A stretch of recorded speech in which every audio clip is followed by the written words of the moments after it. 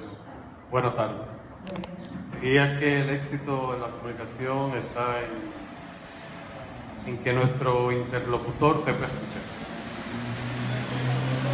Sepa escuchar. Saber escuchar. Que el interlocutor sepa escuchar. Ok. Vamos a ver. ¿Alguien más? Yo diría que mi actitud al momento de comunicar lo que quiero decir. Ok. Si pueden tomar el micrófono. Bueno, yo pensaría que una de las cosas para que la es que estoy nervioso. Tranquilo. Hay derecho. Entonces, para que la comunicación sea exitosa, que el emisor y el locutor tengan un mensaje claro.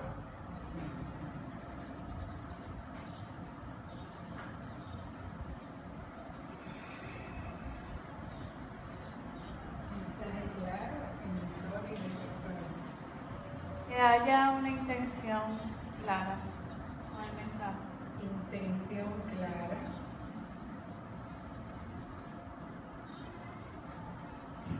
¿Alguien más? Bien, entonces,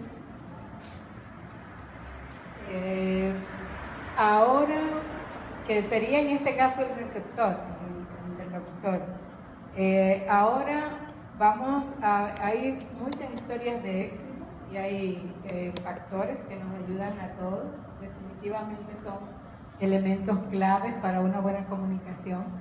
Y la segunda parte es, todas las personas que están aquí, toda su comunicación es de éxito. ¿Cuáles son retos?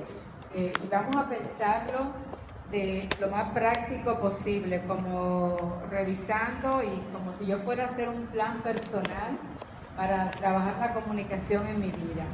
¿Cuáles son retos? Y los retos puede venir personas específicas. Y si vienen personas específicas, entonces, bueno, con esta persona, ¿qué yo quisiera lograr en la comunicación con esta persona? O el reto puede venir como en general. ¿Qué me gustaría a mí lograr en este momento de mi vida en la comunicación? Entonces, unos 2 minutos para pensar y luego compartir.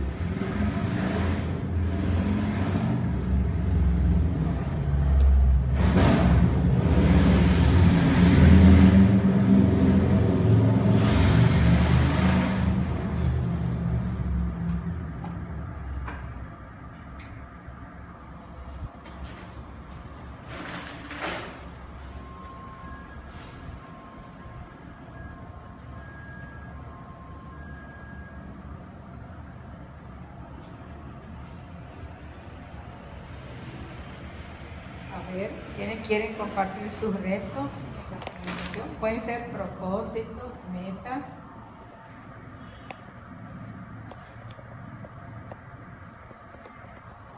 Bien, yo pienso que el propósito, el fin, es el bien de las cosas, que se hagan bien las cosas.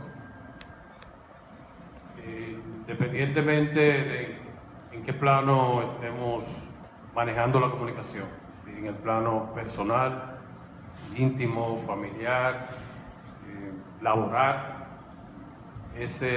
pienso que se hagan bien las cosas, que el propósito sea positivo. Otra persona que levante la mano para tomar el micrófono. Buenas tardes. Bueno, mi reto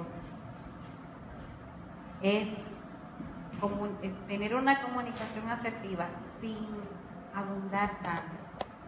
Cuando intento dar un mensaje claro, como dijo aquí el compañero, yo intento ser muy clara y me voy a muchos detalles y abundo demasiado. Y ahí pierdo el interés de la otra persona y me vuelvo o abundo demasiado. Entonces, ahí pierdo la asertividad en la comunicación.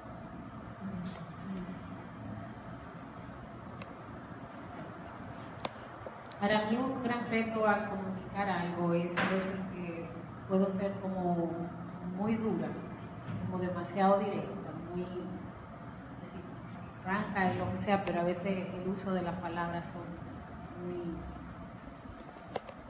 duros. Puede ir a la otra.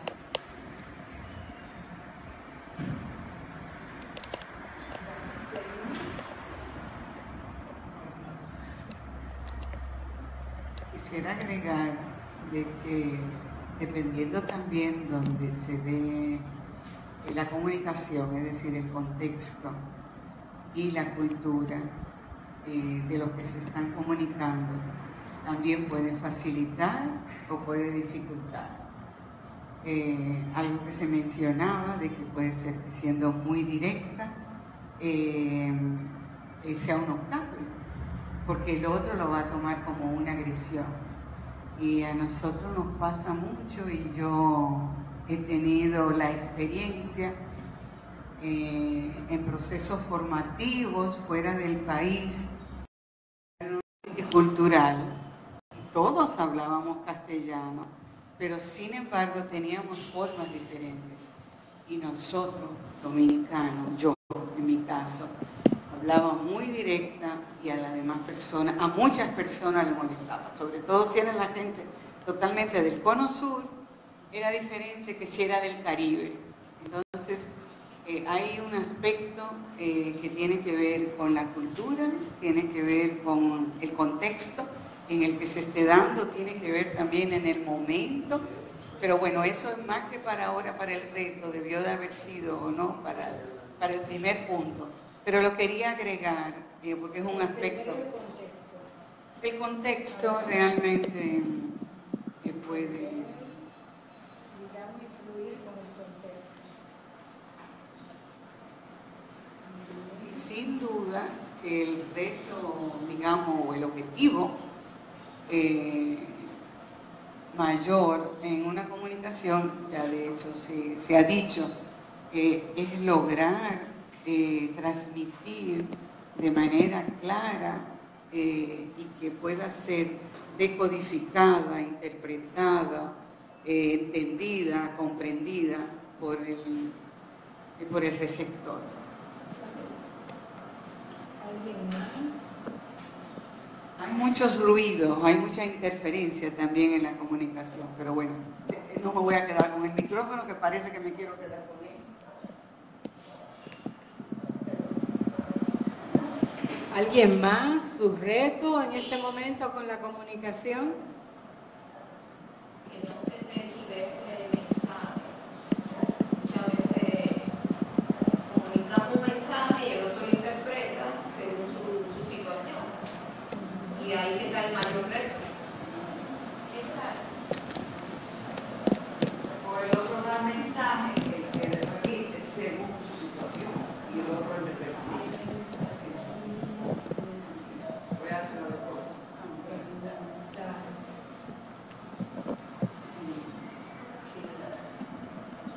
Entonces, bueno, a mí me cuesta agarrar el aparato y hablar. Vamos a ver si se escucha bien. No. Así de No, hermana, sobre todo para... Aprende, Luisa. Bien, con este contexto, yo quiero compartir una propuesta de 3 elementos para mejorar la comunicación. Pero primero revisemos 3 aspectos clave que son parte también de nuestro contexto, aparte de estos factores de éxito y retos. Aclarar cómo vamos a entender la comunicación. La comunicación es poner en común, digamos, lo que el término significa, y la intención de la comunicación es poner en común. 2 partes asumen algo de manera común, de manera conjunta, como, digamos, en sentido puro. Esa es la intención de la comunicación. Y el término, eso es lo que quiere decir, poner en común. Y ya como nos ha introducido Rafi y otras personas a los componentes de la comunicación, recordar los 3 elementos de la comunicación, que hay un emisor, hay un mensaje y un receptor. Y nosotros vamos a hablar de la comunicación interpersonal, focalizándonos más en el receptor, aunque a veces vamos a ver elementos del receptor, de nosotros como emisores. Sí, también en el mensaje hay otro elemento que es el canal. El canal, porque ahora mismo estamos conversando, ¿verdad?, interpersonal cara a cara. Pero, por ejemplo, ahora tenemos otros retos de comunicación con lo que son las vías electrónicas, el WhatsApp, el Facebook, un comentario a algo que alguien puso en el Facebook, le hace un comentario y responde gente con ideas que usted jamás pensó, es decir, entonces, a veces también, creo que uno de los retos también es el canal por el cual se está transmitiendo el mensaje. Muy bien, entonces, junto con el mensaje está el canal. Y nosotros nos vamos a centrar mucho en la comunicación interpersonal y directa, sí, presencial, esta vez. Algo que se ocurrió cuando estaba viendo el tema, que hay tantos elementos que pensamos en Brahma Kumari hacer luego un mes especial sobre comunicación y relaciones para poder pasar por diferentes aspectos. Entonces, otro elemento de un término que se utilizó en el título de la charla es asertiva. Entonces, hay muchos modelos de comunicación modelos, muchas escuelas, muchas propuestas de cómo manejar la comunicación. Y aquí se ha difundido mucho la comunicación asertiva. Y la palabra asertiva, lo más cercano en el español es aseveración o afirmación.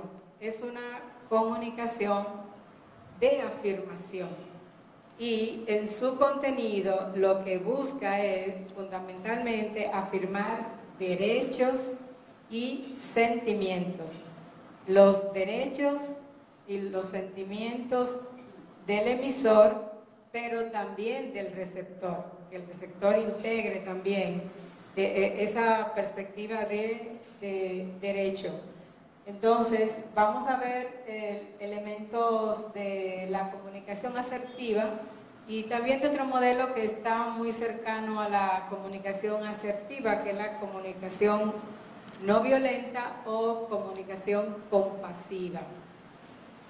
Entonces, la idea de que la hipótesis de que partimos es que en este momento, en todos los niveles, en la familia, en la empresa, entre los amigos, la comunicación no va tan bien. Como que es lo habitual, hay situaciones que se dan de disgusto, de malestar en las relaciones, siempre están atravesadas por la comunicación, por cómo se da la comunicación. Entonces, es en la comunicación también que se puede restaurar la calidad de las relaciones. Y hay 3 propuestas para invitarlo a hacer exploraciones en trabajar la calidad de la comunicación para mejorar las relaciones.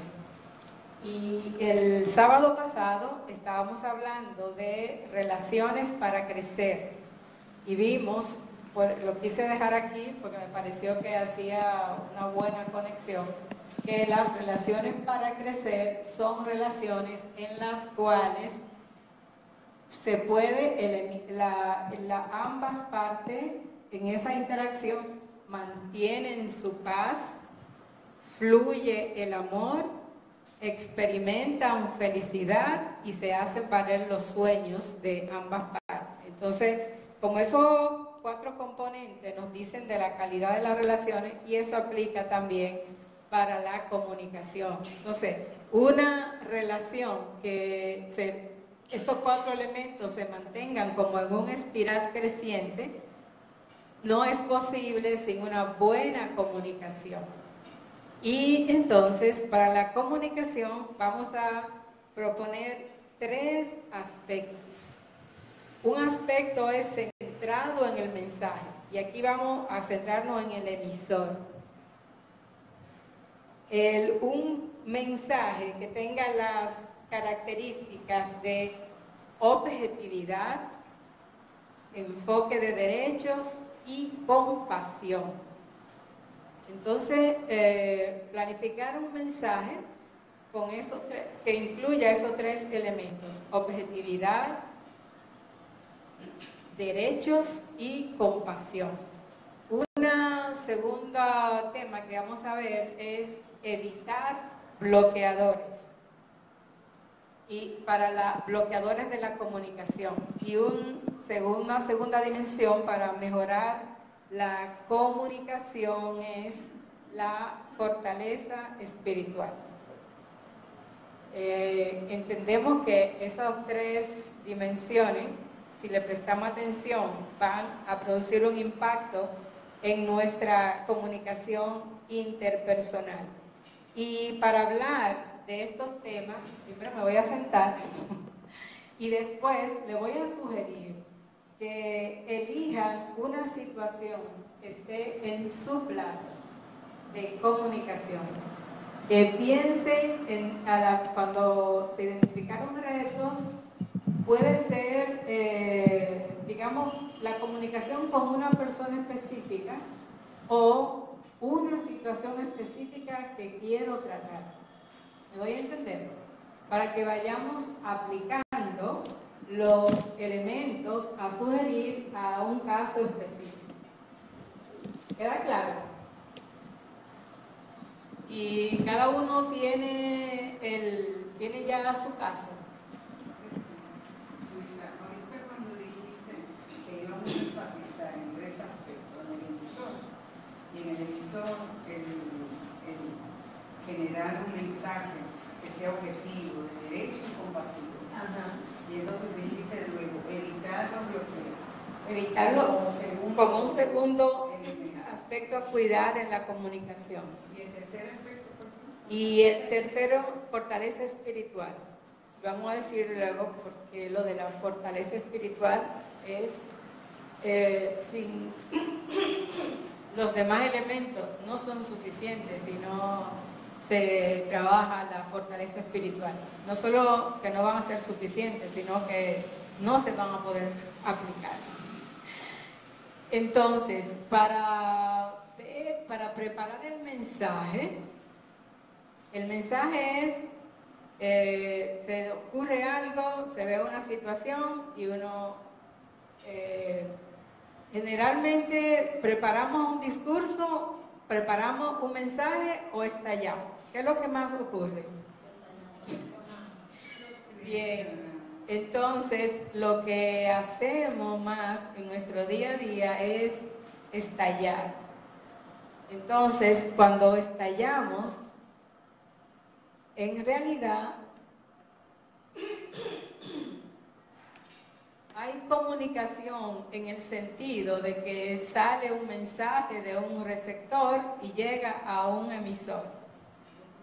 Pero no hay, en el sentido puro del término comunicación, unión, no hay necesariamente crear comunión, crear comunidad, crear un sentido, crear pertenencia, algo de lo que ambas partes somos parte. Y hay unas técnicas que nos ayudan a evitar estallar si las seguimos. Y bueno, hay muchas, pero yo voy a trabajar con 2. Una de ellas es la propuesta de la comunicación asertiva. De hecho, son muy parecidas y hay muchas otras también que ustedes pueden ubicar. está la escucha activa, está la indagación apreciativa, que son otros modelos también. Pero vamos a hablar primero de la asertiva y de la compasiva. ¿Qué te propone la comunicación asertiva para elaborar un mensaje que sea objetivo, con un marco de derechos y compasivo? Y lo de compasivo es muy importante porque uno de las conclusiones que se llega desde una de las perspectivas, creo que la de la comunicación no violenta o compasiva, es que nos estamos comunicando para tener la razón y no para ser felices, para imponer mi punto de vista, para hacer valer una necesidad que yo ni siquiera soy consciente que la tengo, pero no como necesidad, sino como un rodillo que le pasamos a la otra persona, como digamos de una forma agresiva. Entonces, salirnos de ese querer ganar y buscar el bienestar, como decía, que salgan bien las cosas, como cuando decidimos que hay que hablarle, que hay que decirle algo a una persona, yo estoy enfocada en que me oigan, en que a mí hay que respetarme, o yo estoy enfocada en una solución. Entonces, si me enfoco en una solución, ya no puedo solo estallar. Hay que ver qué es lo que voy a hacer, y entonces eso comienza con el mensaje. Y desde la perspectiva de la comunicación asertiva, plantea 5, hay muchos, como no es una escuela propiamente dicho, o el planteamiento de un autor, hay muchos pasos que a veces tú lo puedes consolidar, y yo elegí lo que me parecieron más apropiados, lo que me parecieron más lógicos. El primer paso es los hechos, o sea, ¿cuál es el hecho? ¿Cuál es el hecho que determina la comunicación? Y como yo me voy a ir a lo que ha sido mi experiencia de mayor aprendizaje, y uno aprende mucho donde lo ha hecho muy mal, ¿verdad? Porque en lo laboral lo laboral como que me fluye. Ahora, en una etapa de mi vida había mucha tensión en las relaciones con los hijos, y entonces ahí ha sido mi mayor aprendizaje. Y si siempre las mayores comunicaciones, es muy común que los padres, nuestra comunicación tenga que ver con el estudio y con organizar la habitación. Entonces, esos son temas que podemos tomar como ejemplo, y cuando lo más común en esa visión de estallar es cuando tenemos una molestia, que queremos, que se nos ocurre que tenemos que hablar, que tenemos que comunicar, que es algo que tenemos que hacernos conscientes. La comunicación debiera ir más allá de hablar porque tengo una molestia. La comunicación debiera incluir también el estar cerca, el escuchar, el saber cómo te sientes, en escuchar tus sueños, tus propósitos. Entonces, pero lo más común en la relación, es muy común la relación de los padres hacia los hijos. Se van a salvar los hijos, porque no, de esa es una experiencia que voy a hablar ahora. Es cuando cuando sentimos mal. Y nos sentimos mal y entendemos que el otro tiene que cambiar algo. Pero en ese sentirnos mal hay hechos. Y entonces lo que te dice la comunicación asertiva, en lugar de decir, tú eres un desorden, tú siempre dejas la habitación organizada. primero trata de ver el hecho y no el mensaje tú agresivo de condenar, de juzgar, porque eso de una vez crea distancia y nos aleja del sentido de la comunicación. Y entonces bloquea. Entonces, ¿cuál es el hecho? Para tratar de ser descriptivo. Entonces, lo que está pasando es que con frecuencia, cuando abro la puerta, encuentro que la habitación está desorganizada. Entonces, es lo mismo cuando tú le digas, tú eres, esto es un desorden, a que tú expreses. Con frecuencia, cuando entro a la habitación, encuentro que las cosas no están en su lugar. Entonces, primer punto, yo les invito que en el tema que ustedes eligieron, ustedes pudieran pasar por describir el hecho. Sí. Ajá. Entonces, ¿cuál sería? No es que lo vamos a compartir, pero que en su mente ustedes vayan haciendo la construcción de aplicar el modelo. Entonces, en la comunicación asertiva, el siguiente paso es el sentimiento. Entonces, ¿cómo yo me siento cuando yo entro y veo la habitación de esa manera? Entonces, me siento molesta, me siento frustrado, me siento agobiada. Entonces, cada uno le genera un sentimiento diferente. Entonces, ese es el segundo elemento. Aclaro cómo yo me siento. Y esto también vuelve a evitar aislar a la persona, poner distancia, que la persona pueda seguir escuchando. Porque lo que determina la acción de comunicación realmente es la molestia, ni siquiera es la situación, es la molestia. Si no me molestara, no tomo ninguna acción. Entonces eso es la molestia o el sentimiento, porque pudiera ser comunicar algo positivo también. Pero en estos casos, que es lo que queremos superar, mejorar, el sentimiento es objetivo también, es parte de la situación que motiva la comunicación. Y un siguiente paso es empatizar. Entonces, empatizar es entender a la otra persona.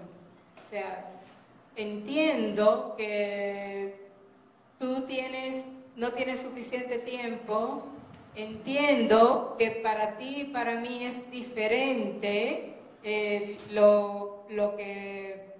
peso que tiene la habitación organizada o no, pero darle un espacio al sentimiento de la otra persona, empatizar. Entonces, los dos mensajes de sentimiento, que es cómo yo me siento, y tratar de ponerse en el zapato del otro, aplíquenlo al caso que eligieron. Ya siguen construyendo su mensaje, ¿verdad? Entonces, la situación, cómo yo me siento y empatizar. ¿Qué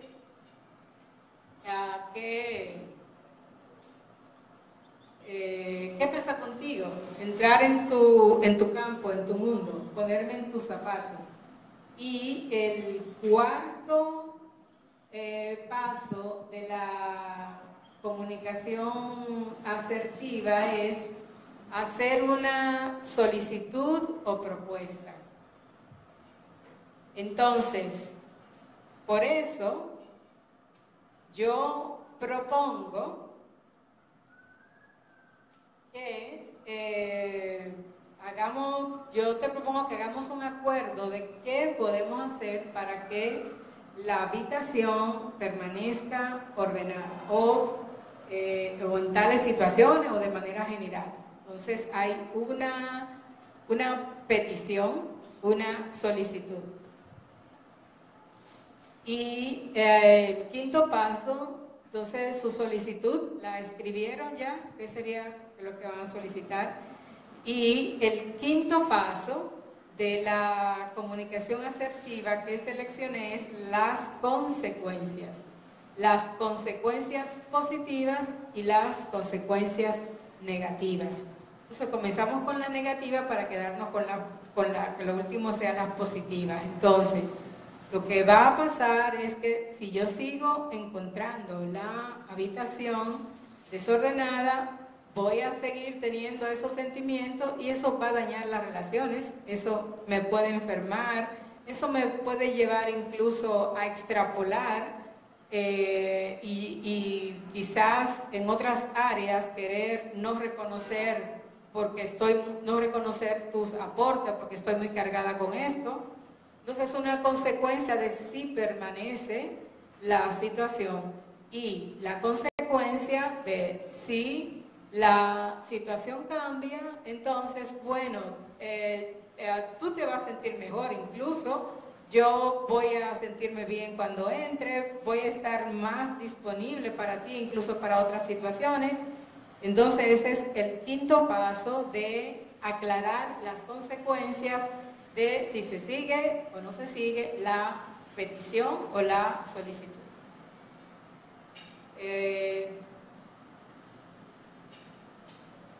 ¿Comentarios o preguntas? ¿Qué le pareció la experiencia? Muy bueno el modelo. Me gusta y lo estoy verdaderamente mentalizando de cómo voy a manejar la situación. Pero ¿qué pasa? Tomando el ejemplo del adolescente, que él te dice, no, pero yo no veo que la habitación está desordenada. Entonces, ahí hay una diferencia de opinión. Entonces, ahí se pone el conflicto o la situación se agranda más. Entonces, uno va a tener que empezar a defender su punto y la otra persona va a empezar a defender su punto también. Porque yo veo cuando entra a la habitación la veo desordenada, pero él del otro lado dice, no está desordenada, eso está bien, y yo la ordené ahorita y para mí esto está bien. ¿Cómo uno va a manejar eso?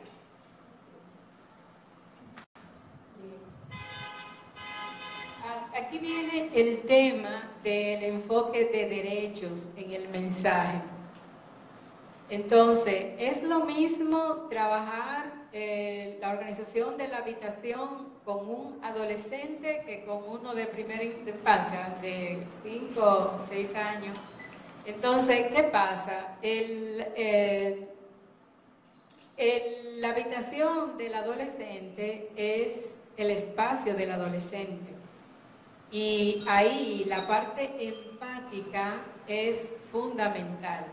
Y la parte empática ahí hay que profundizarla y quizás podemos, en este caso, cuando sabemos que no tenemos la confirmación de que la persona puede entender que esa situación no tiene derecho, entonces hay que construir esa perspectiva.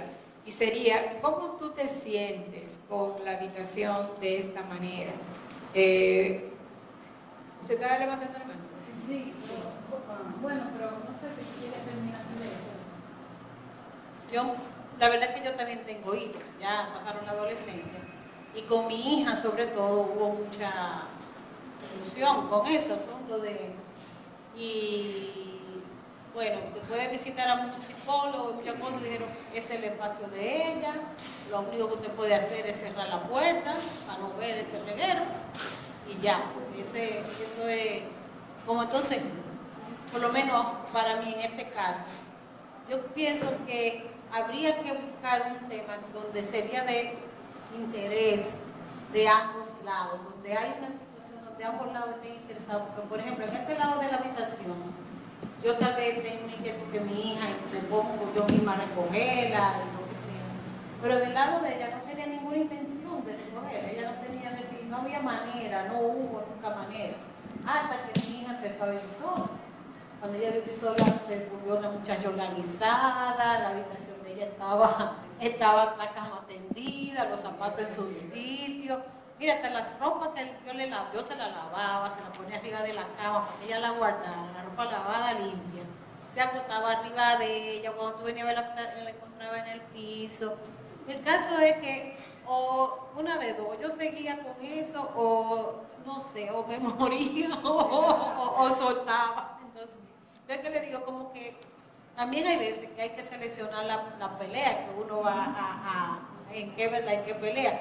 Y que el otro vea también que lo que tú le estás pidiendo hay una ganancia. En esa empatía también hay una ganancia de parte de ellos a lo que está. Pues yo hasta dinero le llegué a ofrecer por la tarea de la casa. Mira, te va a pagar tanto por cada cosa. Y funciona por un tiempo, pero después.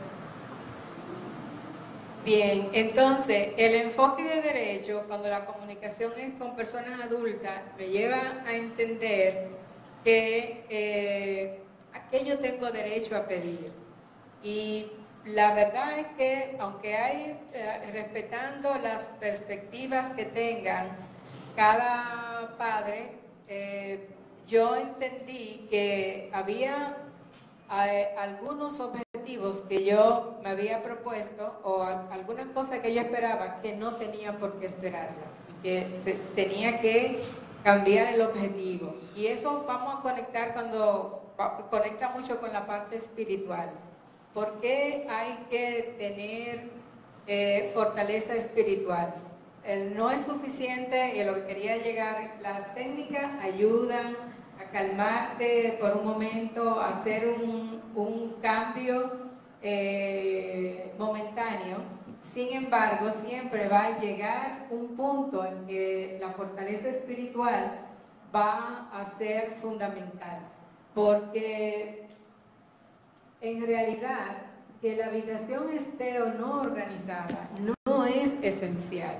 Es esencial qué propósitos, qué valores, qué virtudes, cómo se siente la persona. Lo que me hace a mí lo que nos hace darle tanta importancia a lo que no va a conectar con la esencia, con lo que sí puede mover internamente a la persona, son en realidad nuestros, decimos en Brahma Kumari, deseos limitados. Mi papel como madre, como padre, ¿es una habitación organizada o es un ser humano feliz y servicial? Entonces, ¿qué es lo que la felicidad, la servicialidad, eso es lo que debe ser innegociable para nosotros los padres? Entonces, muchas veces creamos problemas de comunicación porque no salimos de lo que son nuestros derechos en un momento dado, de esperar lo que no tenemos que esperar. Y quizás, o sea, los tiempos cambian, la perspectiva que tiene cada uno es diferente. Y yo tuve la misma experiencia que la señora, que cuando yo dejé de presionar con la tarea, con que saluden a la gente, con la organización, entonces fluyó solo, porque la comunicación no asertiva, no compasiva, lo que hace es que disminuye a la persona, porque nosotros lo estamos reduciendo. Al ser noble, valioso, virtuoso, lo reducimos a alguien que tiene que tener la cama arreglada. Entonces, en este caso, cuando la persona no está alineada con lo que es mi objetivo, ya hay que irse más por la parte de la empatía, de descubrir, de conversar. Y eso nos toca a los padres trabajar nuestro ego, porque nosotros entendemos que yo soy que manda aquí, y el que vive aquí tiene que, pero ellos también viven ahí. Y en la medida que comienzan a razonar y analizar, ellos deben ser parte, y de ahí viene que el mensaje también es con compasión, es con derecho y es compasivo. Y si en ese momento de su vida todavía la persona adolescente no ha llegado a apreciar como yo aprecio la organización, entonces, eso no debe ser el tema de la comunicación, eso debe ser un objetivo a postergar. ¿Comentarios? ¿Preguntas?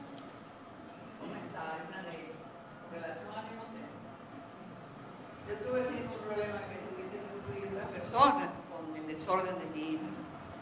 Toda la ropa en el piso, casi acabadita de comprar. Y no valía la pena. Yo sacaba la habitación, no podía ver eso. Después de mucho decirle, recurrí a una amiga que me diera un consejo. El consejo fue el que me dio fue algo que ella practicó, pero yo no pude practicarlo.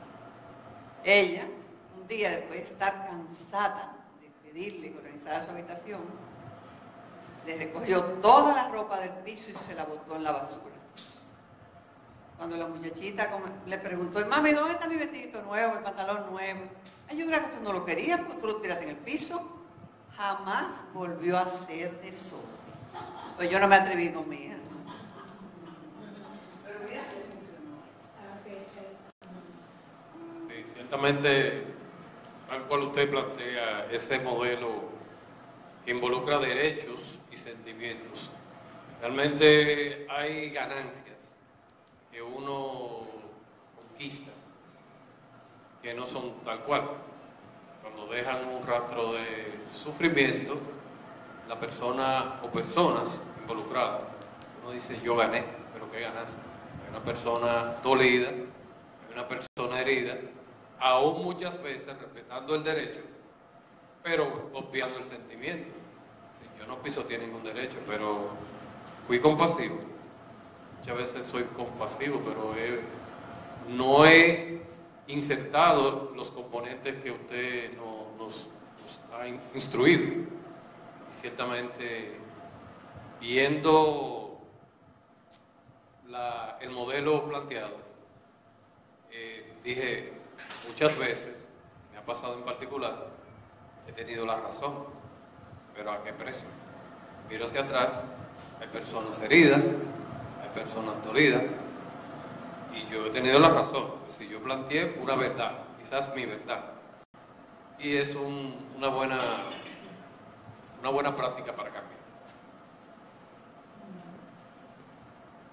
¿Alguien más?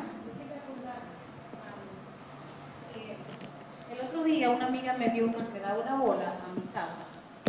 Ella iba en su carro, era de su carro, y la luz del semáforo estaba verde para nosotros, pero había un carro que estaba rojo, que hacía como presión, parecía que se iba a meter aún estando en rojo.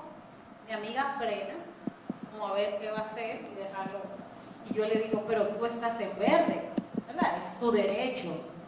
Y ella me dijo, sí, yo puedo estar en verde, pero puedo terminar chocada con razón y con todas las razones. Puedo seguir teniendo la razón y terminar chocada. Es decir, aún teniendo la razón, dando el cosa, pero igual puedo estar en el accidente. Aún estoy en verde y tengo la razón, pero puedo terminar chocada con la razón, con el derecho de causa. Y no sabíamos tampoco qué le estaba pasando a esa persona que se quedó en rojo, quizás iba a alguien extremo lo que le iba a dar vida. Poníamos un mensaje de pero estaba por algo. No lo sé, yo solo trato de ser restrictiva del hecho. Sí, entonces en la comunicación eso es muy importante. Sí, tener la razón o ser feliz. O imponer mi verdad o crear valores o crear virtudes. Y con los hijos nos toca crear virtudes, no imponer ni mando. Es como nos hemos educado y como el sentimiento que hemos desarrollado de imponer la norma. Y creemos incluso que no hay otra opción, porque si no le hablo fuerte, entonces me coge de relajo, no me respeta.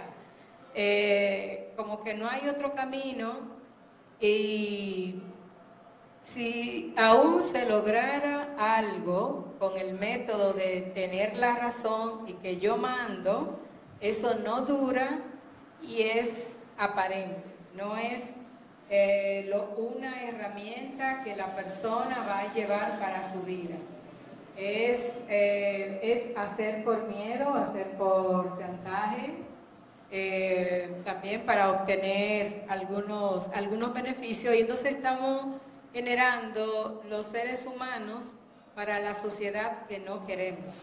Entonces, en la comunicación también, ahí nosotros canalizamos el ser humano que nosotros queremos construir, la sociedad que nosotros queremos construir. Entonces, brevemente le voy a repasar el otro modelo para que ustedes luego jueguen, a ver, eso no lo vamos a aplicar, sino que lo aplican en su casa. Tiene elementos en común, el de la comunicación compasiva. Lo que plantea es lo que yo veo, lo que yo observo, que es lo mismo que el hecho o la objetividad en el modelo de la comunicación asertiva. El segundo paso es igual, también es lo que yo siento. Entonces, cuando yo veo eso, yo me siento de esta manera. Sí. El tercero es que hace una diferencia. Y en lugar de ir al paso de la empatía o a los siguientes pasos, lo llaman necesidad. O sea, ¿qué necesidad yo tengo? Y yo necesito una casa ordenada. Por ejemplo, yo necesito que cuando pasa esto, cuando yo entre a la habitación, la situación sea esta. Entonces, esto agrega un elemento que es que te lleva no a aclarar primero que antes de tú pedirle algo a alguien, aclarar qué es tu necesidad. Y eso ayuda también con la parte de los adolescentes o con la pareja o con las personas que lo que yo quiero que hagan, ellos no le ven valor. Entonces, yo convencerme es mi necesidad, yo tengo esta necesidad. Y entonces, el cuarto paso sí engancha con la comunicación asertiva, que es una petición y se queda ahí. Entonces, como tengo esa necesidad, yo quisiera que tú... Entonces, es un poco como más ambos modelos, si uno los sigue, ayudan mucho porque te saca del impulso. Y nada más el hecho de que tú sepas que tienes que describir objetivamente la situación, que tú tienes que reconocer tus sentimientos, que tus sentimientos los genera tú, que no es la culpa de aquel, que no es que tú me haces, que por ti. Esos dos elementos ya que lo tienen los dos modelos son muy importantes. En cada situación de comunicación que nosotros se pueda articular cerebro y corazón de esta manera, tratando de entender, de describir, de eximirme, de prohibirme ningún juicio de valor, solo descripción del hecho lo más objetivo posible y reconocer los sentimientos. Eso tiene mucho valor y me parece también muy importante lo que agrega, o sea, que uno puede hacer como un vínculo y hacer una sola lista, porque lo que agrega el modelo de comunicación no violenta o compasiva, que es reconocer que soy yo que tengo la necesidad, es muy importante para mi calma, para manejarme con una perspectiva de derecho, para el respeto, pero al mismo tiempo la empatía, el poder entender por qué la otra persona hace el hecho de que estamos hablando, por qué se involucra de esa manera, también lleva a reconocer las posibilidades de la otra persona. y a no poner una petición que esté como más allá de lo que la otra persona puede dar. ¿Preguntas o comentarios?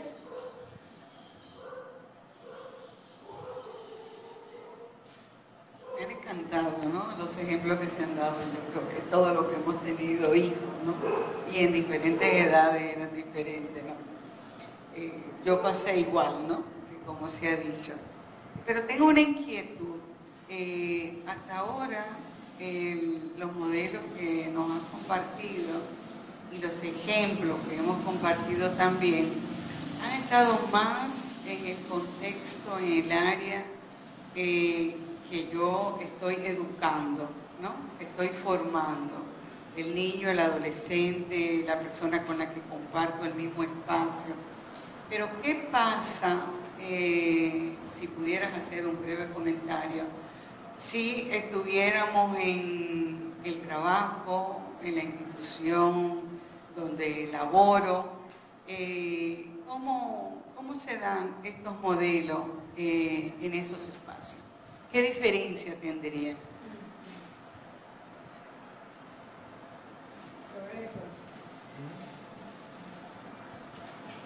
Buenas tardes, primeramente.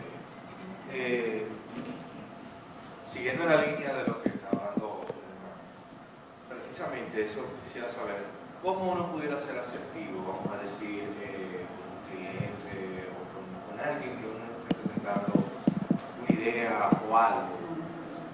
¿Cómo eso se pudiera aplicar a eso? Bien, estamos hablando de la comunicación en el contexto de que lo que motiva la comunicación es una irritación, algo que molesta y que lo que solemos hacer es callar. Entonces, sea entre amigos o sea en lo laboral, aplica el modelo, porque puede ser el jefe que vea que su subalterno, no sé si hay otras palabras más modernas, pero esa es la que yo recuerdo, ¿cómo? El colaborador. Sí, que si los colaboradores no están cometieron un error, no están haciendo adecuadamente, entonces tengo la opción de estallar o tengo la opción de preparar el mensaje con esos elementos de cuál es el hecho, cómo yo me siento, empatizar, cuál es la petición o cuál es la necesidad, cuáles pueden ser las consecuencias. Los elementos que yo quiera, el modelo yo lo puedo armar y lo puedo adaptar a la situación. Entonces aplica igual y no importa, también aplica del hijo hacia el padre cuando es que hay que poner algo en claro. Ese modelo es para una comunicación que se basa en irritaciones. Cuando hay la posibilidad de que la persona, cuando se requiere que la persona acepte una propuesta, pero tú vas a partir de algo en que es muy probable que pueda molestarse la persona porque es una conducta que no ha sido la correcta. O es un hecho que a ti, por lo menos a ti, no te gusta. Y cuando le aplicamos el enfoque de derecho, pudiera ser que yo no tengo más que aprender a vivir con eso. Pero si con el enfoque de derecho me indica que tengo derecho a solicitar determinado comportamiento, determinado marco, entonces ahí aplica. En el caso que se va a presentar un proyecto, no tenemos la situación del riesgo de venir en contra. Entonces, ahí aplican otros elementos, son la creatividad, aplica el empatizar, ¿sí? El saber qué le interesa a los demás, pero no hay que seguir el paso porque no hay el riesgo de explotar. Cuando estamos presentando una propuesta, no estamos con esos riesgos. No necesitamos el modelo, pudiéramos tomar algunos elementos. No, pero yo lo que me refería es precisamente a ese muro que se crea entre la persona cuando uno le presenta algo o va con algo a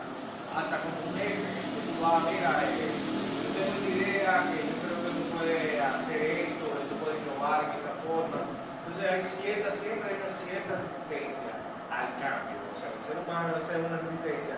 Entonces, ¿cómo bregar, cómo trabajar aplicando esa asertividad a esos casos?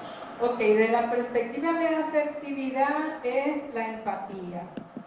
Y la empatía es entender al otro. ¿Qué aspira el otro? Y quizás está el modelo de las preguntas, de antes de proponer, preguntar. Saber experiencia, vivencias que tengan que ver con la situación, de manera que tú puedas conectar de lo que todos los atributos, dimensiones que tiene lo que tú vas a presentar, justamente lo que conecte.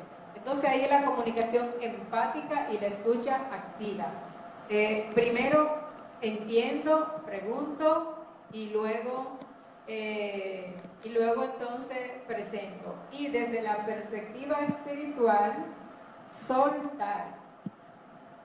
Cuando uno va a presentarle un proyecto a alguien y tiene mucho deseo de que lo acepten, uno sin querer se vuelve un mendigo. Y a los mendigos nadie le hace caso. Entonces, cuando uno suelta, cuando uno hago lo que tengo que hacer y lo que sea está bien, lo que sea va a estar bien. Eso primero me protejo yo, y recuerden que la felicidad es un objetivo, ha de ser el objetivo de la comunicación, la felicidad, el bienestar común. Entonces, que yo garantice que yo esté bien es muy importante, y cuidar el bienestar de los demás. Si yo veo que lo que voy a presentar a la gente no le hace sentido, no sigo, paro, porque también considero el bienestar de los demás. Entonces, eso, por ese lado. Rápidamente no. Tenemos el tiempo preciso para pasear por los bloqueadores. Los bloqueadores desde la perspectiva de el emisor. Los bloqueadores son lo que hace que las personas se inhiban y se pongan en una forma sumisa o agresiva, y nunca del emisor. Y ya hemos hablado un poco de eso. Uno de ellos es juzgar.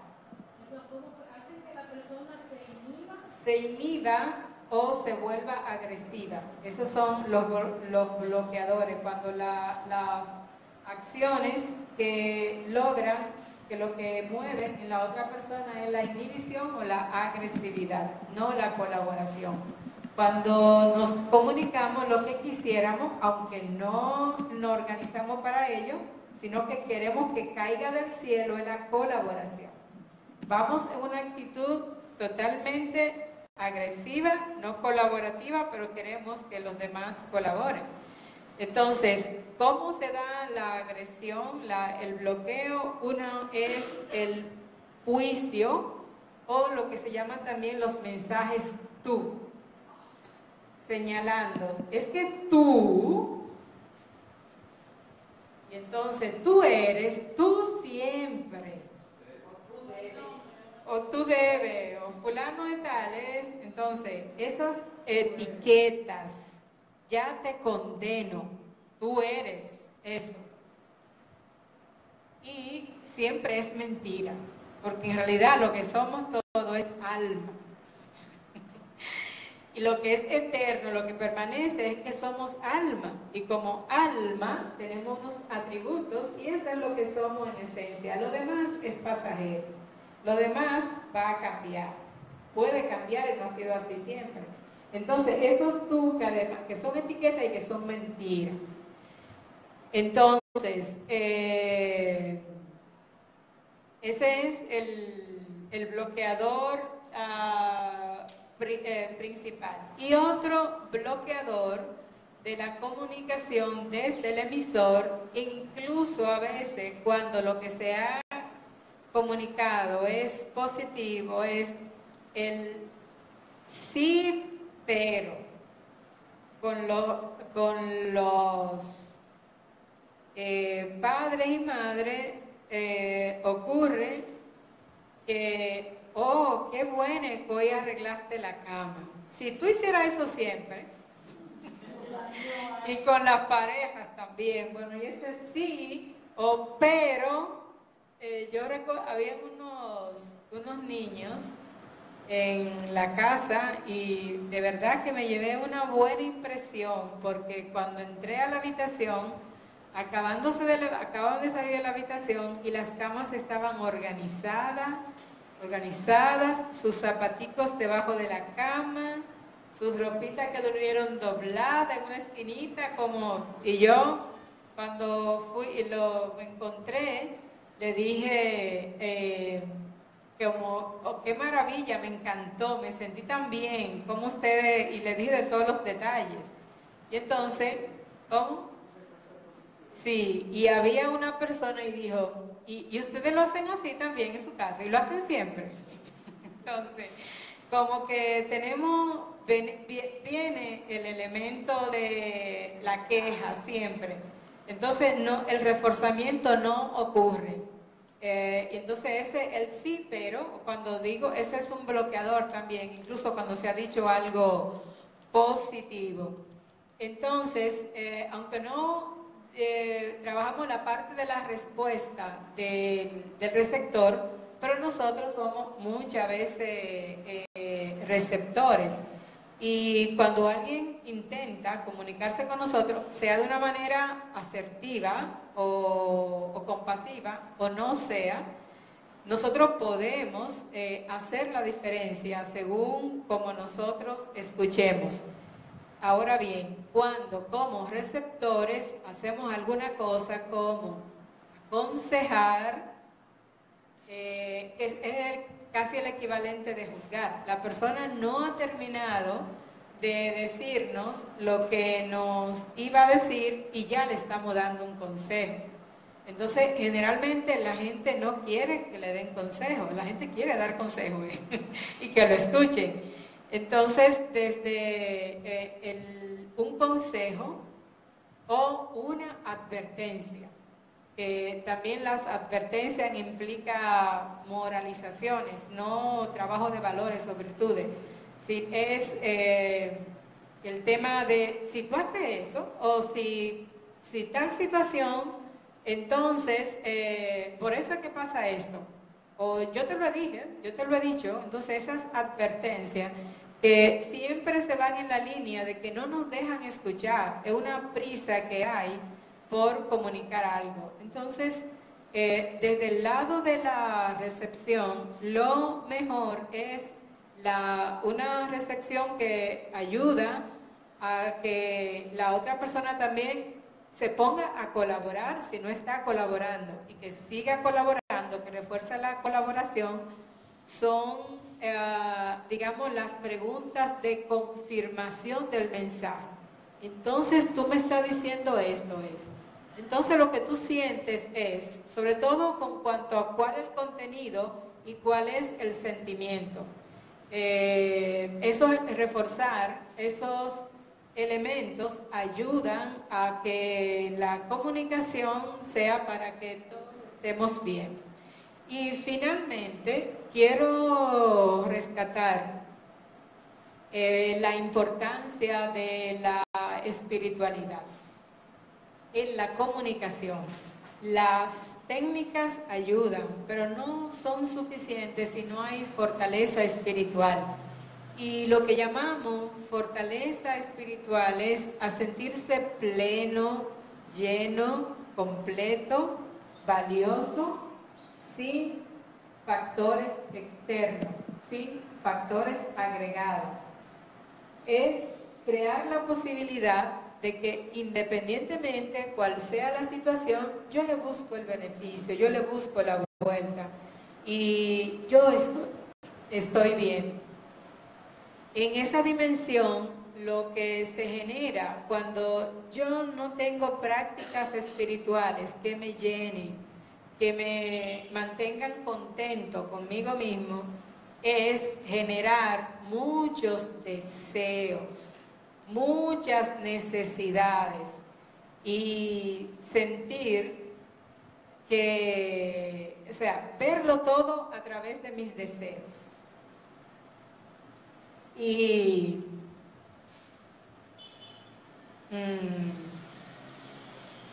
bueno, le voy a contar algo,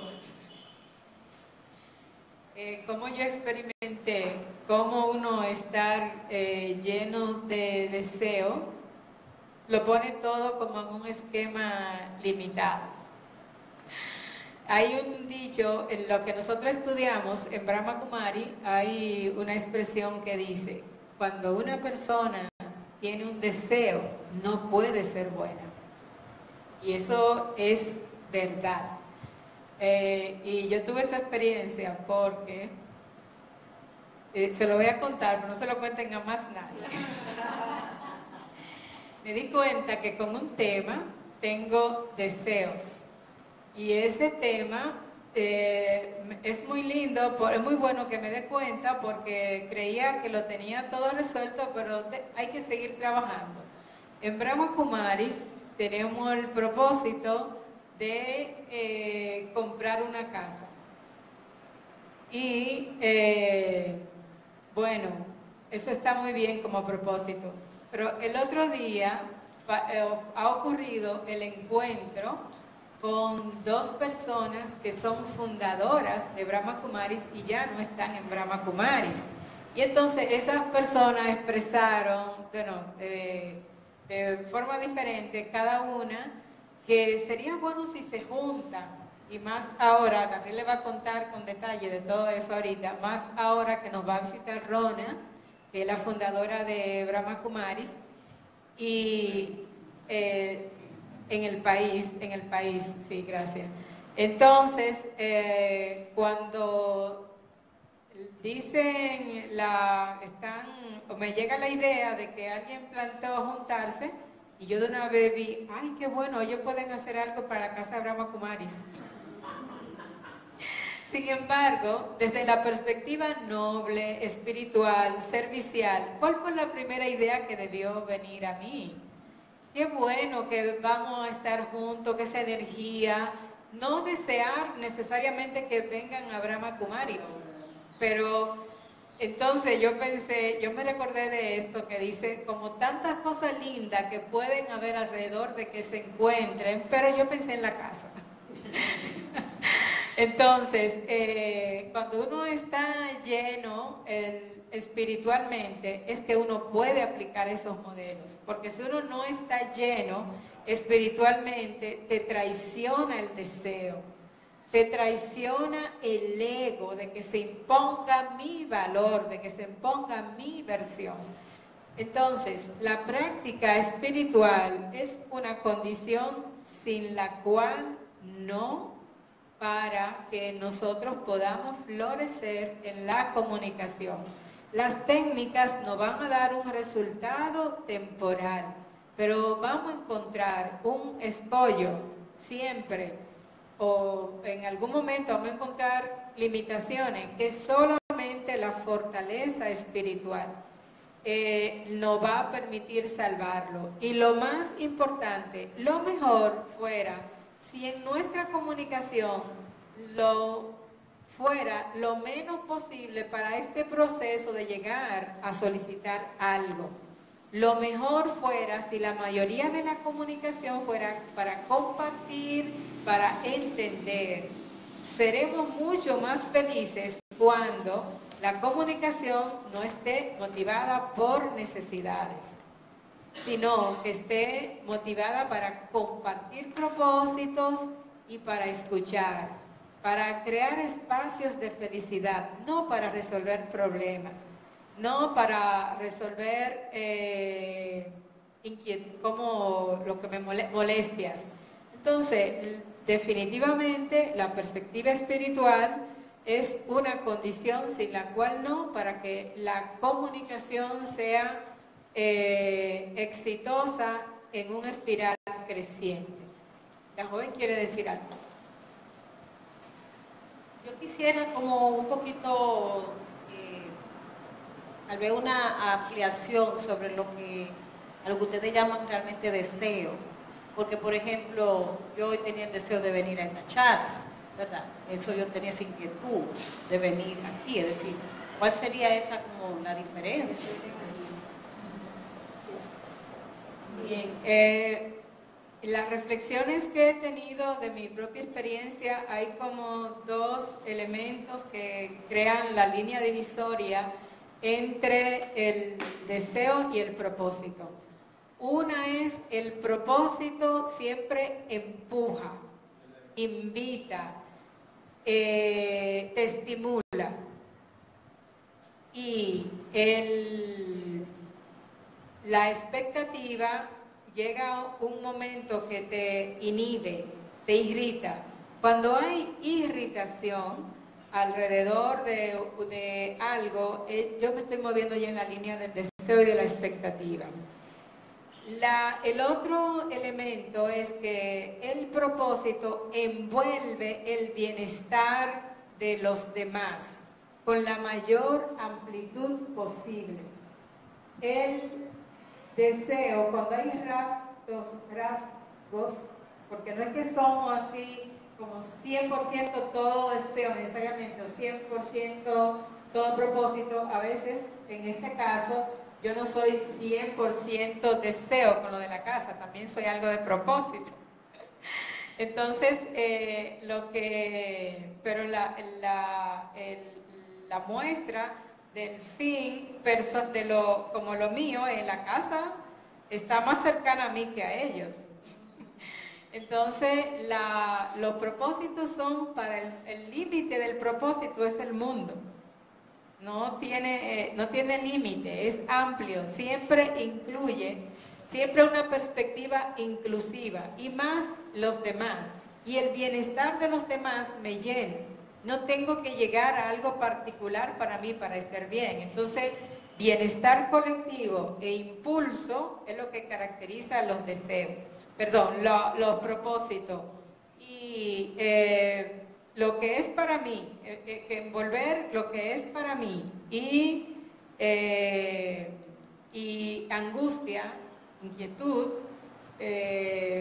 alguna forma de irritación. Y un ejemplo es, yo puedo querer venir a la charla y lo puedo manejar como propósito o como deseo.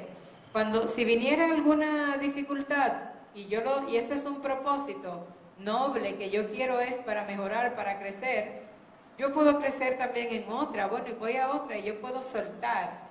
Incluso para algo que es, pudiéramos decir, solamente noble, yo puedo confirmar, yo puedo aplicar un enfoque de deseo, un enfoque de expectativa.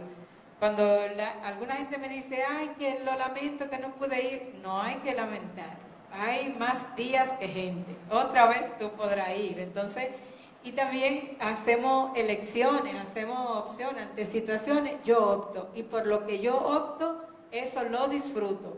Y entonces lo otro lo organizo. Claro que si me preguntan a mí, yo siempre les voy a pedir que opten por venir a la charla. Pero cada quien va a tener su situación que le va a llevar a que optar. Entonces yo opto y suelto y me voy me alineo con el nuevo propósito que fue lo que elegí. Eso es como el rasero entre deseos y propósito. Muchas gracias. Yo les voy a dejar con Gabriel, que tiene anuncios para ustedes, muchos